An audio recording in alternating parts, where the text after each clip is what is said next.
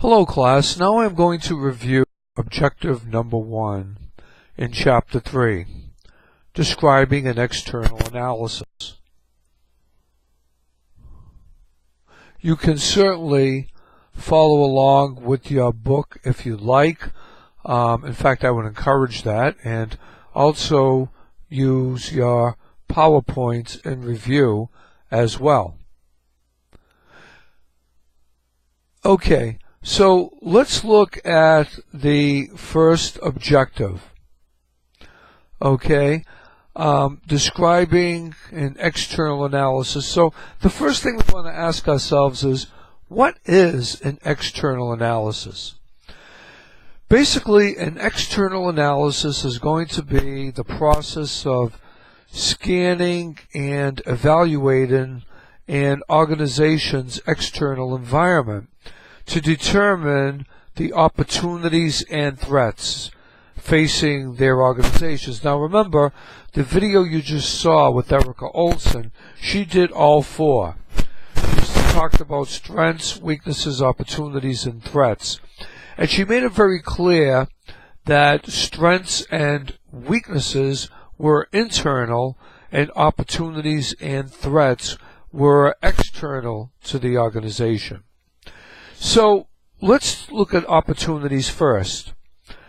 Opportunities are positive external trends or changes that may help an organization improve their performance.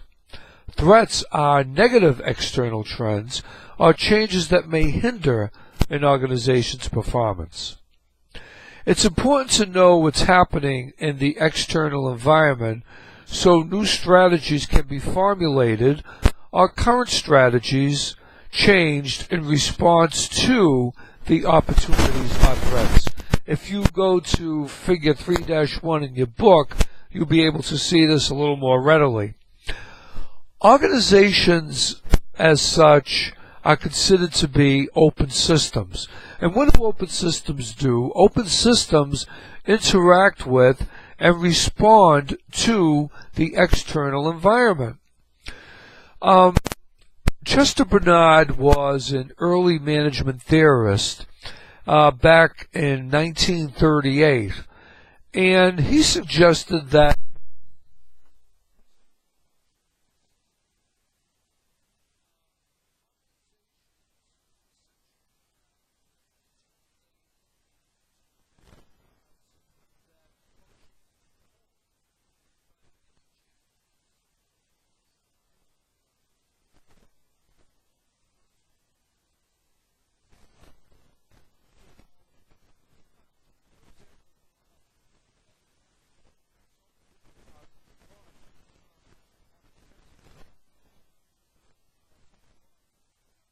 say for the part that is affected. If you look at figure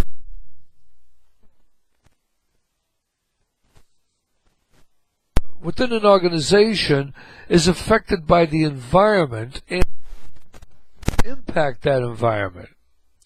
So one of the things that you want to do is be aware of how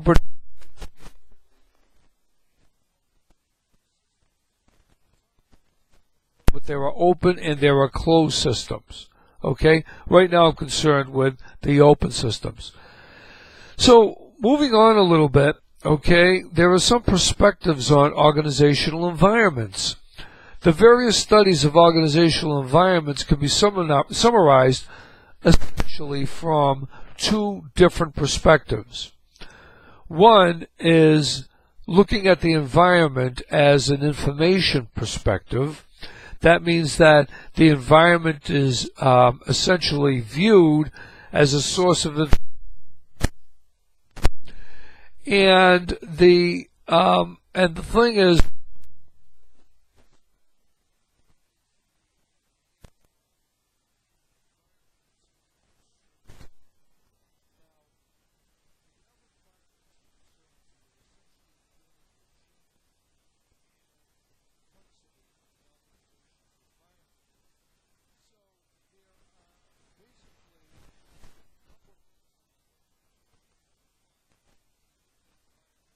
stability.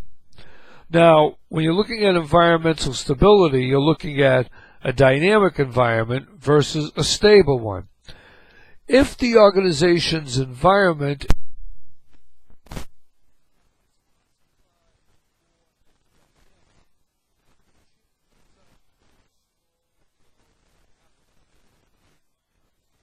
to be more stable, don't fix it unless it's broken, right? Okay. Now, on the other hand, environmental complexity, that's complex versus simple, if decision makers have to monitor a number of components in the environment, then the environment is complex. There's checks and balances all along the way of the system. If the number of environmental components is few, it's a simple environment. Okay? So, the more complex, the more dynamic the environment, okay, the more uncertain it is, and the more information that decision makers need, the more risk that they're taking in order to make appropriate decisions. Now, the perceived uncertainty of the environment, that's the amount of change and the amount of complexity, which we just talked about, dictates the amount and types of information that managers need about that environment.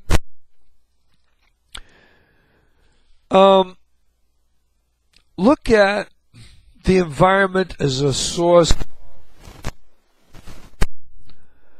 The environment is viewed as a source of scarce and necessary resources. Just like in economics, it's the allocation of scarcity.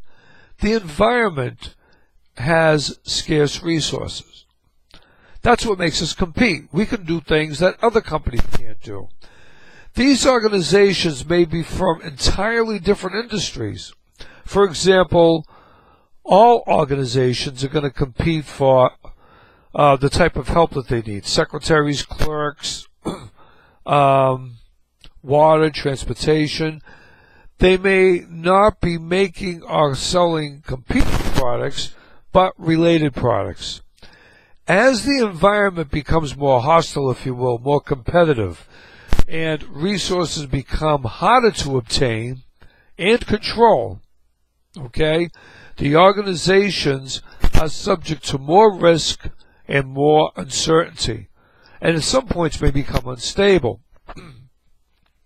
So, managers are going to look for ways to acquire and control these critical resources. And what they do is they monitor the environment.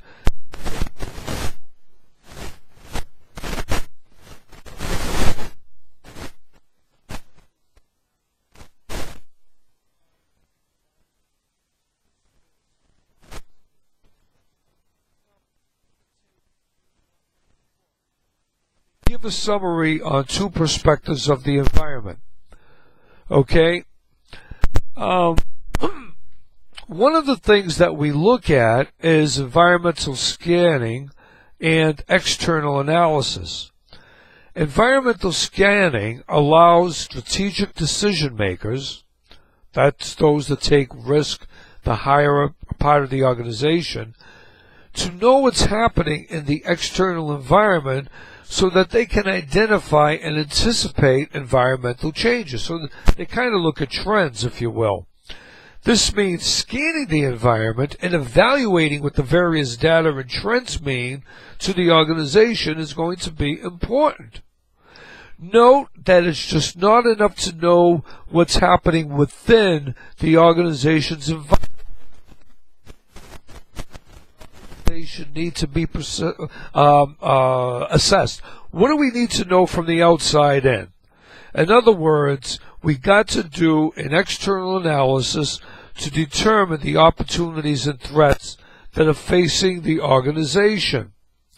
So your learning outcome for this objective is going to be trying to determine what an external analysis is.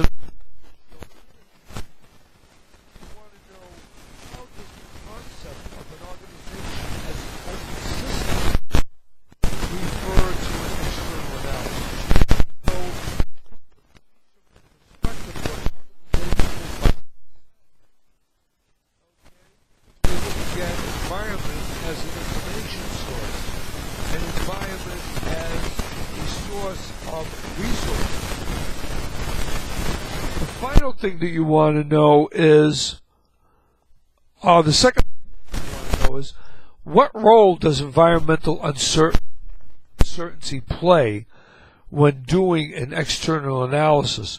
The more complex the organization, the more risk. The more dynamic and less simple, the more complex, the more risk. So, why do managers need to know more than just scan the environment? Managers need to know what information they need from the outside to make the inside better. So that is the end of the lecture of the first objective. So look at what the learning outcome should be, refer back to your chapter, look at your PowerPoints, and now we're going to move on to learning objective number 2, which is going to be, in the next video, explain how to do an external analysis of an organization's specific and general, the bigger picture, environment.